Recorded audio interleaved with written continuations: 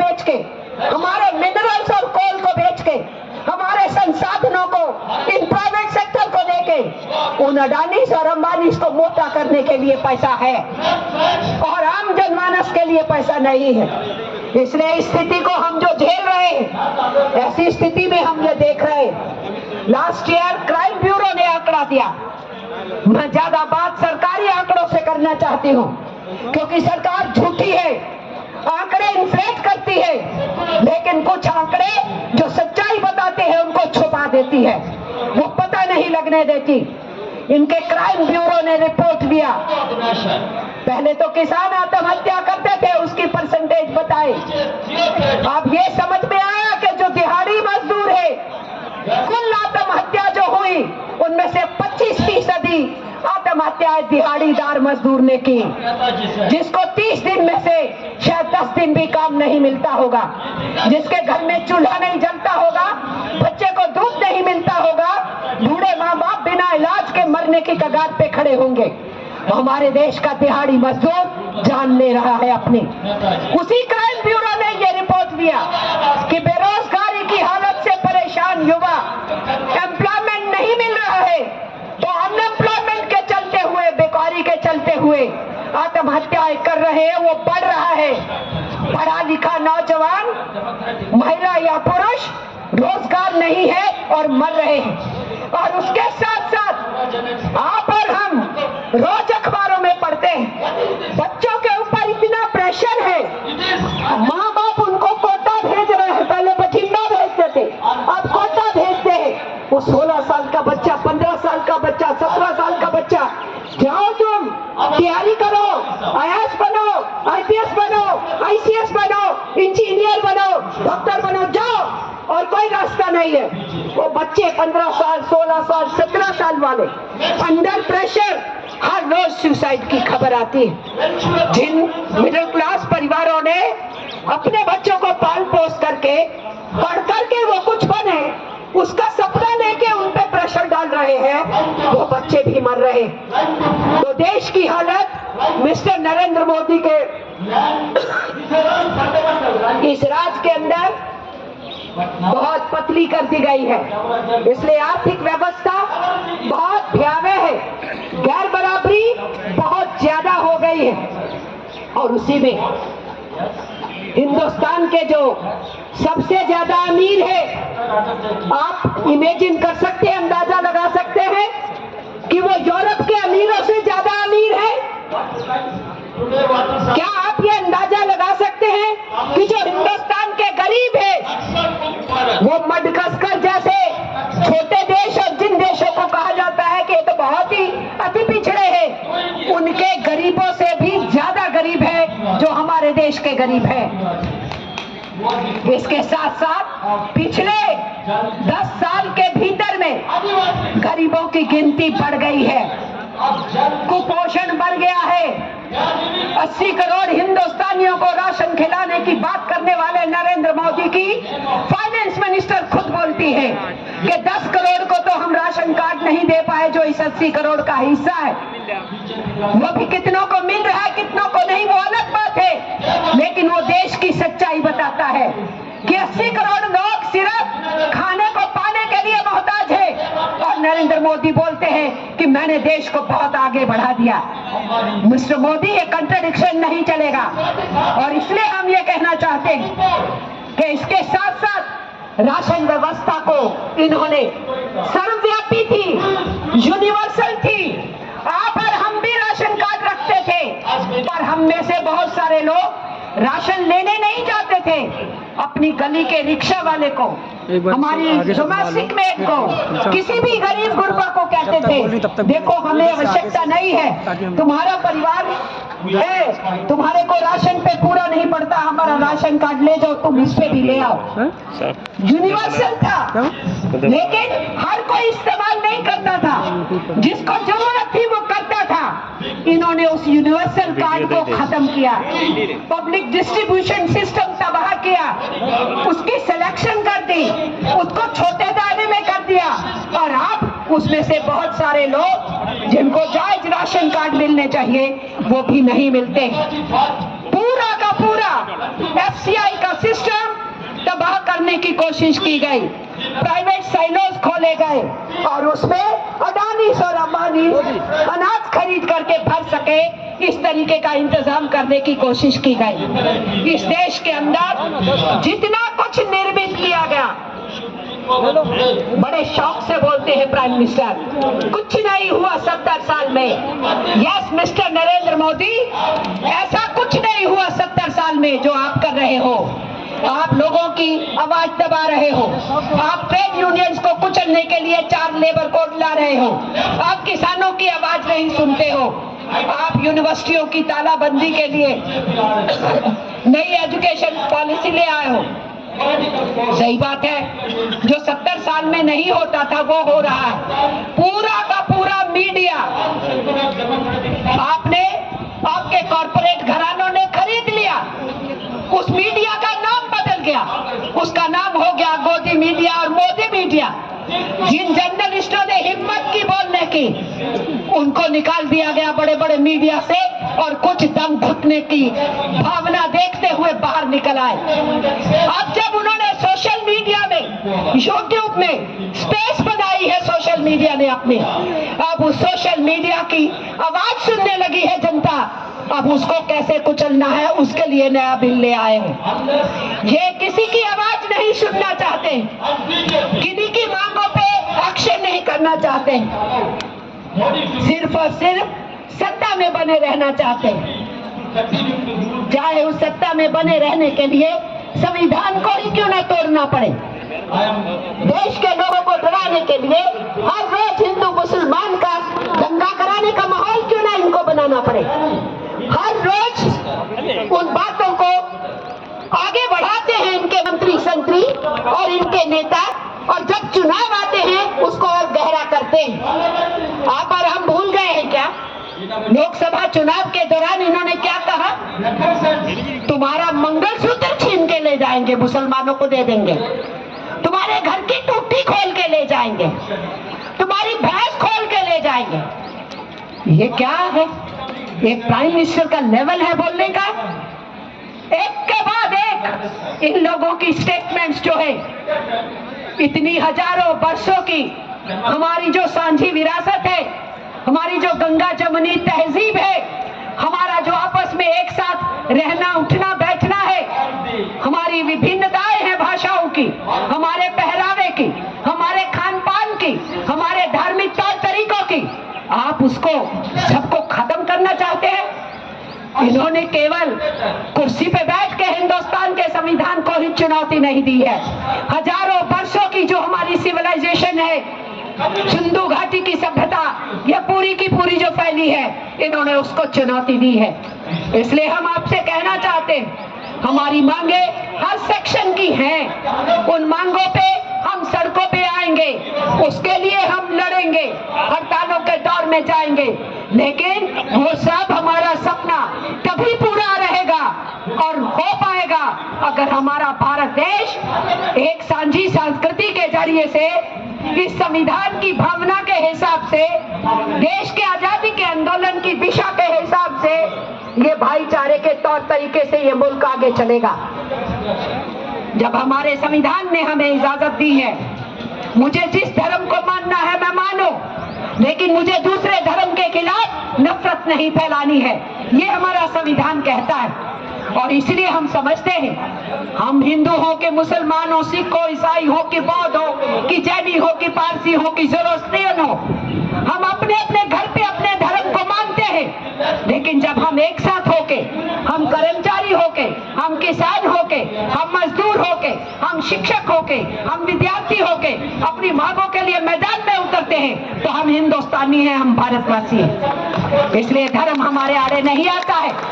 फिर ये सरकार बार बार धर्म का आधार लेके क्यों माइनॉरिटीज को डरा रही है? अब वक्फ बोर्ड के बाद कहना शुरू कर दिया लोगों ने कि अब ईसाइयों की बारी आएगी।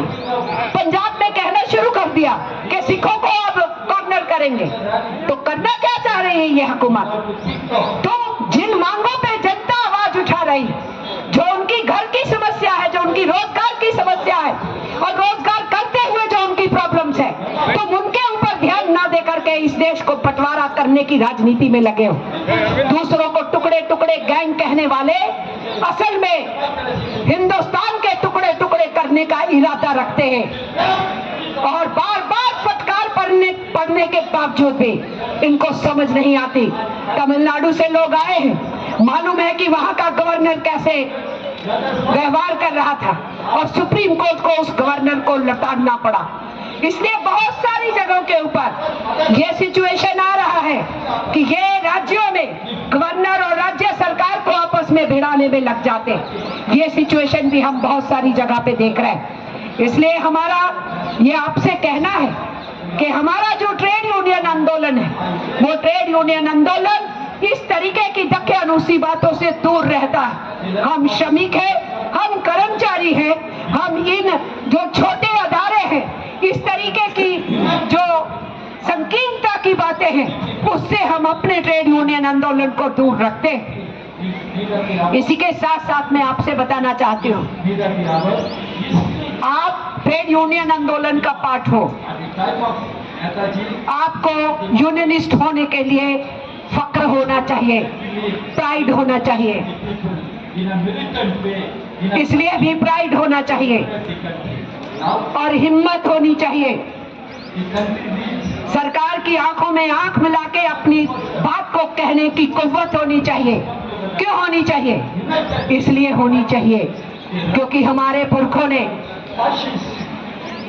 इस देश की आजादी के लिए लड़ा।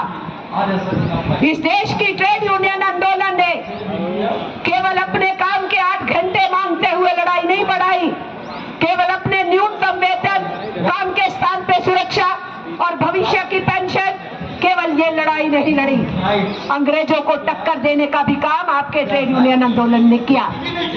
इसलिए मैं आपसे कहना चाहती हूँ, यूनियन का झंडा उठाते हो और विशेष करके जो AITUC के साथ चलने की वाली यूनियंस है उनको इस बात का मान होना चाहिए। 19वीं शताब्दी में जब 1857 का पहला संग्राम हुआ, जिसको पहला स्वतंत्रता संग्राम कहते हैं, उस माहौल को किसने बनाया? इस देश के 3 हिस्सों ने बनाया। इस देश में पहली हड़ताल 1827 में हुई, 19वीं शताब्दी में, और वो बंगाल का डेलीगेशन यहाँ बैठा है, वो हड़ताल बंगाल में हुई थी। यूनियन नाम का शब्द नहीं पता था किसी को, क्योंकि यूनियन नहीं होती थी, बनी नहीं थी यूनियन हिंदुस्तान में। लेकिन मजदूर ने अपनी आवाज हड़ताल करके उठाई कि मुझे जानवर की तरह काम लेते हो, वेतन नहीं देते हो महीनों, बच्चे भूखे मरते हैं, मैं अपनी आवाज क्यों नहीं उठाऊं? उस दर्द को उसने उठाया तो मजदूरों के जगह जगह पर आंदोलन शुरू हुए। दूसरा हिस्सा जिसने अंग्रेजों के खिलाफ सबसे पहले आवाज उठाई वो थे हमारे किसान। अंग्रेज किसानों की जमीनें छीन रहे थे, लैंडलॉर्ड बन रहे थे, और उसका विरोध करते हुए किसानों ने आंदोलन किए। दूसरा सेक्शन जिसने अंग्रेजों के खिलाफ आवाज उठाई, हमारी किसानी ने उठाई, जिनकी जमीनें छीन के उनको भूमिहीन बना दिया गया। तीसरा हिस्सा लड़ा और वो थे आदिवासी। जंगलों से आदिवासियों को निकाल के उसकी धन दौलत पे कब्जा करने की मंशा रखने वाली अंग्रेजी हुकूमत उनके ऊपर जुल्म कर रही थी। तो आदिवासियों ने, किसानों ने और मजदूरों ने इस देश के अंदर एक राजनीतिक वातावरण तैयार किया, जिस वातावरण का बाद में परिणति हुई पूरे देश के अंदर। जब अंग्रेजों के विरुद्ध आवाज उठी, बहादुर शाह जफर के नेतृत्व में अलग अलग रियासतों ने विद्रोह की आवाज उठाई उस समय, तो तब इस देश के मजदूर और किसान और आदिवासी सबसे बड़ी तादाद में उसके अंदर शामिल हुए। अंग्रेजों ने कुचल डाला 1857 के संग्राम को, लेकिन उसके बाद इस देश के अंदर फिर से आशा की किरण किसने जगाई? आपके मजदूर आंदोलन ने जगाई। 1866 से लेके लगातार 1900 आते आते इस देश के अंदर यूनियनों का अंबार लग गया। हम यहाँ बैठे हैं, यहाँ से अगर आप सीधा जाते हैं, श्रम शक्ति भवन आता है, वहाँ पर हमारा श्रम मंत्रालय है, वहाँ लाइब्रेरी है, अंग्रेजी टाइम से लेके आज तक की किताबें मिलती हैं लेबर की। उन किताबों में देखिए कि इस देश के अंदर श्रमिक आंदोलन ने उस 19वीं शताब्दी के अंदर भी हड़तालों का दौर लगाया। मैं आपसे बता रही हूँ कि वो जूट के, वो टेक्सटाइल के, वो बिजली के जब बन गई तब बिजली शुरू हुई तो, और डाक घर के, उसके साथ साथ रेलवे के, डिफेंस के और जितनी और गतिविधियां होती थी सब में यूनियंस बनना शुरू हुई। तो यूनियंस ने कभी भी पीछे मुड़ के नहीं देखा। इस देश का जब राजनीतिक प्लेटफॉर्म बन गया, उन्होंने भी यूनियनों से लड़ना सीखा। इसलिए याद रखें, पॉलिटिकल फोर्सेस हमें कुचलने की कोशिश करें तो हमारी पॉलिटिक्स क्या है? हम गैर पॉलिटिकल नहीं है। हमारी पॉलिटिक्स मजदूर वर्ग की सियासत है, मजदूर वर्ग की राजनीति है कि हम मेहनत करते हैं, चाहे पैदावार में हिस्सा लेते हैं, मैन्युफैक्चरिंग में है, एक्सप्लोरेशन में है कि एक्सकेवेशन में है, या हम सर्विसेज देते हैं, हम सर्विस सेक्टर में है, प्रोडक्शन में है या मैन्युफैक्चरिंग में। हमारी वजह से समाज चलता है, हमारी वजह से देश चलता है, हमारी वजह से धन दौलत की उत्पन्न होती है, तभी मुल्क आगे बढ़ता है। तो हमें इस चीज को समझना है, वो है हमारी ताकत। इसलिए जब हम धन दौलत देते हैं और सरकार को भी चलाने का सारा जिम्मा सरकारी कर्मचारी उठाता है, हर महकमे को संभालता है, तो फिर हमारा हिस्सा कहाँ है भाई? जब हम बूढ़े होंगे तो हमारी पेंशन कहाँ है भाई? जो पेंशन कंट्रीब्यूशन वाली तो नहीं होनी चाहिए। हमें ओल्ड पेंशन स्कीम तो किसी ने प्लेट में रख के नहीं दी थी, तो उसके अंदर भी हमने लड़ाई लड़ी थी। और जो मिडिल क्लास क्रिएट हुआ गवर्नमेंट सेक्टर और प्राइवेट सेक्टर, बड़े पब्लिक सेक्टर के चलते हुए, उस मिडिल क्लास ने हमारे देश के अंदर मार्केटिंग को तेज किया, डेवलपमेंट को तेज किया, डिमांड को तेज किया, और उसी की वजह से हिंदुस्तान की तरफ पूरी हर दुनिया के मुल्क जो है हमारे साथ बिजनेस करना चाहते। आप उसी मिडिल क्लास को पीट रहे हो, आप वही रोजगार बंद कर रहे हो, आप वही उनका दम घुट रहे हो, वही उनके बुढ़ापे को खराब करना चाह रहे हो। मिस्टर मोदी, ये हम आपसे कहना चाहते हैं, जब 20वीं सदी आई, उस 20वीं सदी में जब जब स्वतंत्रता आंदोलन धीमा हुआ, ट्रेड यूनियन आंदोलन कभी धीमा नहीं हुआ। हमारा मजदूर आंदोलन तेजी से आगे बढ़ता रहा और स्वतंत्रता आंदोलन को रोशनी दिखाता रहा कि कभी तुम ठंडे पड़े हो तो तुम्हें जोश में रखने के लिए मजदूरों की हड़तालों का दौर कभी नहीं रुका। मैं आपको यह भी बताना चाहती हूँ, जब बाल गंगाधर तिलक को गिरफ्तार किया गया 1908 में, पूरे देश में आह्वान हुआ भारत बंद का और हड़ताल का। कोई राष्ट्रीय संगठन नहीं था मजदूरों का, लेकिन मजदूरों की यूनियनें राज्यों में थी, जिलों में थी, सेक्टर्स में थी। उन नेताओं ने राष्ट्रीय आह्वान को सम्मान दिया और पूरे देश में मजदूरों ने हिस्सेदारी निभाई बाल गंगाधर तिलक की रिहाई की मांग करते हुए। पर बॉम्बे के मजदूरों ने एक दिन की हड़ताल नहीं की। बॉम्बे के मजदूरों ने 6 दिन बॉम्बे बंद रखा। क्यों बंद रखा उन्होंने? वहां की यूनियनों ने बैठ करके फैसला लिया, बाल गंगाधर तिलक को 6 साल की सजा सुनाई है, उसकी हर 1 साल की सजा के लिए बॉम्बे बंद रहेगा। तो वहां मजदूरों ने 6 दिन हड़ताल की और ये सारा सिलसिला चलते चलते 1920 में AITUC का गठन हुआ। बॉम्बे शहर के अंदर तैयारी बाल गंगाधर तिलक करवाए, लेकिन उसके बाद उनकी डेथ हो गई तो उस कमेटी के अध्यक्ष लाला लाजपत राय को बनाया गया। लाला लाजपत राय की अध्यक्षता में वो कॉन्फ्रेंस हुई। उस जमाने में 10,000 का जुलूस निकाला गया बॉम्बे के शहरों में और उस कॉन्फ्रेंस में पूरे देश की संगठित क्षेत्र की यूनियनें इकट्ठा हुई और वहां हिंदुस्तान का सबसे पहला ये राष्ट्रीय संगठन AITUC बना, आईटक बना। और उस संगठन संगठन के बनने के बाद इस संगठन की छत्र छाया में देश के आजादी के आंदोलन में भागीदारी निभाई गई। हर सेक्शन के मजदूर की लड़ाई लड़ी गई और अंग्रेजों से लड़ करके हम लोगों ने 1926 में अपनी यूनियनों को कानूनी करवाया। जिस एक्ट के तहत आप अपनी यूनियन रजिस्टर कराते हो, कभी ध्यान दिया उस पे क्या लिखा है? ट्रेड यूनियन एक्ट 1926, वो 1926 का कानून है। मिस्टर मोदी, अंग्रेजों से लड़के इस देश के मजदूर आंदोलन ने अपना ट्रेड यूनियन एक्ट हासिल किया और आज तुम लेबर कोड के जरिए से उस ट्रेड यूनियन एक्ट को खत्म करना चाहते हो। 1922 के अंदर हम लोगों ने माइन एरियाज में, खदानों के एरिया का कानून हासिल किया।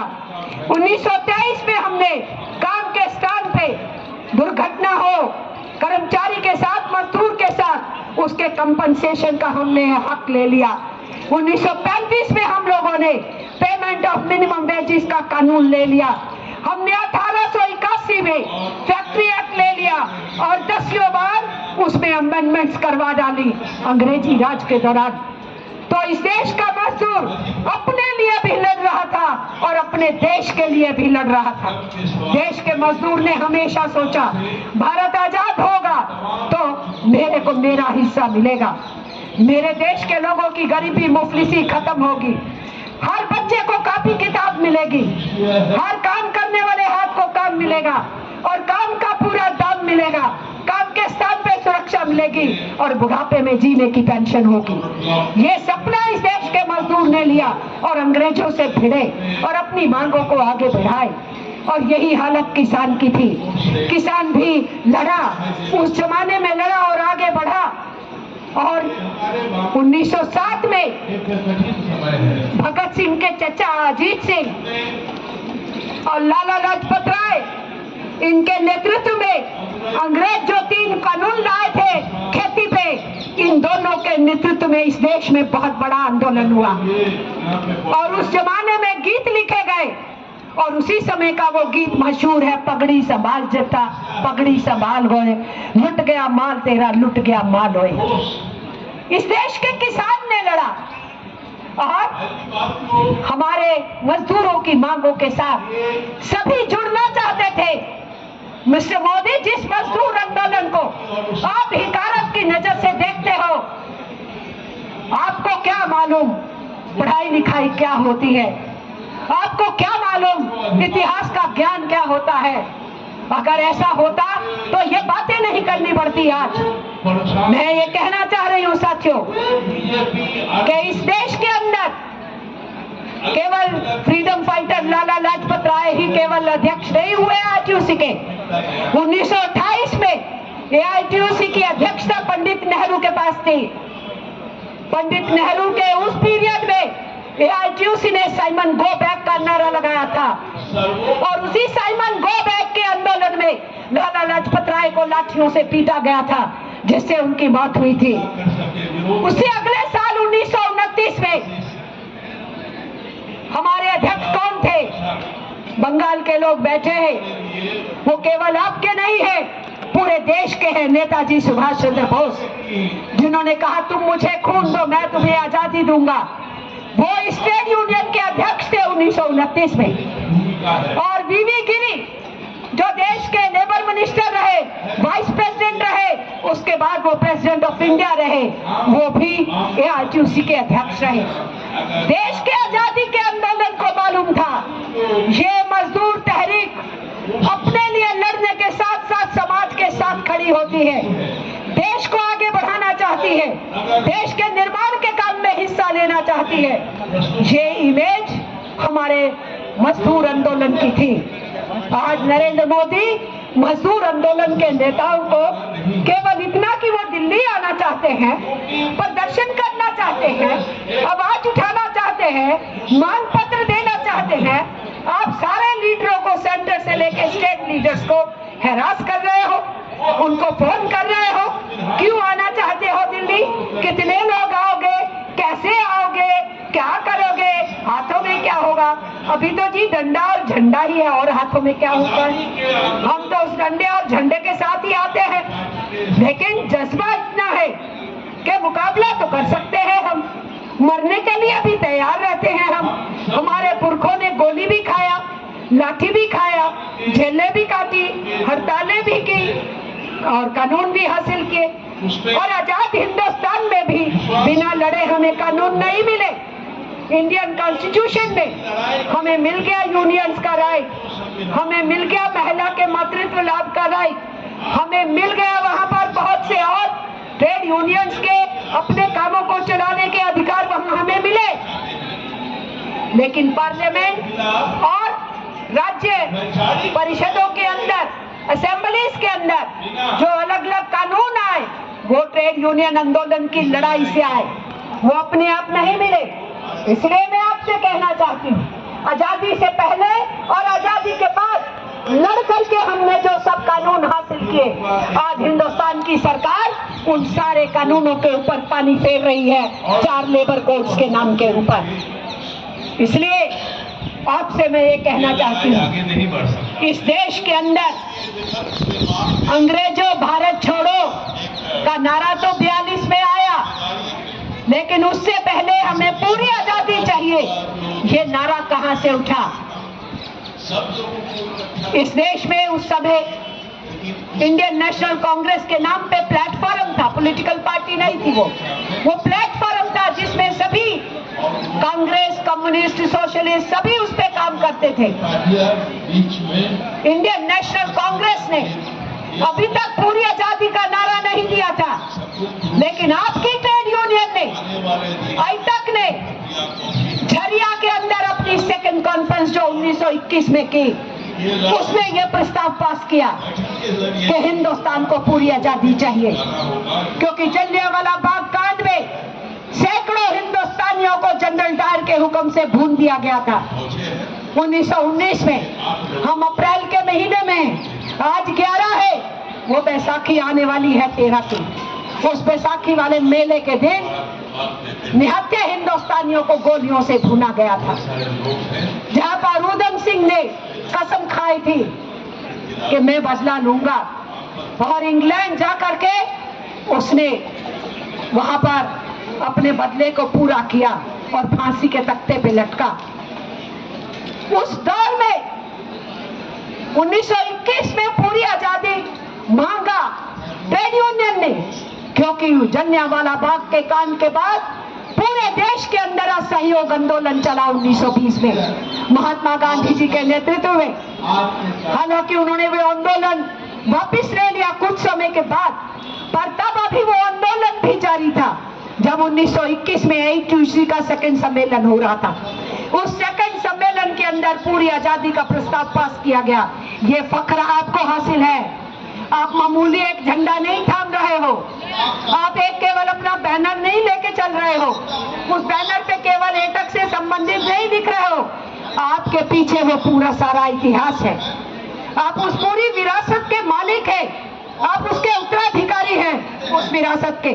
और इसीलिए हमें समझना चाहिए, जो हमने लड़ा उसी का रिकॉग्निशन था जब बाबा साहेब अम्बेडकर संविधान लिखने बैठे। संविधान सभा बनी, उसकी ड्राफ्टिंग कमेटी बनी, राजेंद्र प्रसाद जी के नेतृत्व में संविधान सभा बनी, ड्राफ्टिंग कमेटी बाबा साहेब अम्बेडकर के नेतृत्व में बनी, जो कुछ लेबर की मिनिस्ट्री का काम भी थोड़ा संभाल चुके थे। तो वो लेबर मूवमेंट की जो पूरी जद्दोजहद थी उसका सम्मान किए। हमें हमारा हक मिला देश के संविधान में, और आज ये सरकार उस संविधान को ही तोड़ना मरोड़ना चाहती, खत्म कर डालना चाहती। इसलिए हमारी लड़ाई उस संविधान को बचाने की भी है। मैं ये मुद्दे इसलिए कह रही हूँ, हमारे अपने मुद्दे हमें पता है, हम जिन मांगों को लेके आए हमें मालूम है, उसकी लड़ाई हमने लड़नी है, हमारा तहद है। हम उसमें सारी ट्रेड यूनियंस के साथ भी आंदोलनों में जाएंगे है, लेकिन आज देश के सामने जो खतरा यहाँ की हुकूमत ने हमारे संविधान पे ही डाल दिया, भाईचारे पे ही डाल दिया, और हमारे देश की जो संप्रभुता है, जो सॉवरेनिटी है, वो विदेशियों के हाथों गुलाम रखने की दिशा पकड़ ली इस सरकार ने। तो फिर से अपने ट्रेड यूनियन आंदोलन आंदोलन के इतिहास को समझना जरूरी हो गया है, जानना जरूरी हो गया है, याद करना जरूरी है, नई पीढ़ी को बताना जरूरी है। इसलिए मैं आपसे कह रही हूँ साथियों, संविधान सभा की मांग मजदूर आंदोलन से उठी, AITUC ने ये